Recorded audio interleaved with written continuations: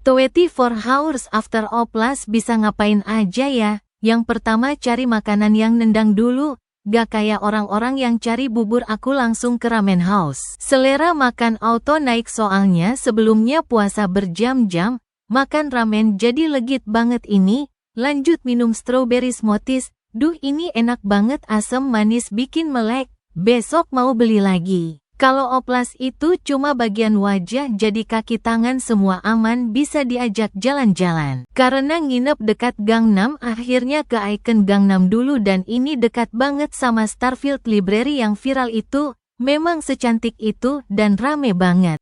Jadi kalau oplas yang bengkak, cuma wajah ya guys, tetap bisa activity biasa. Lanjut makan lagi karena badan butuh yang enak-enak, kita makan bimbap dan rice noodle. Hari ini banyakan makan kuah yang comfort, ditambah cuaca Korea lagi enak, semua makanan jadi comfort.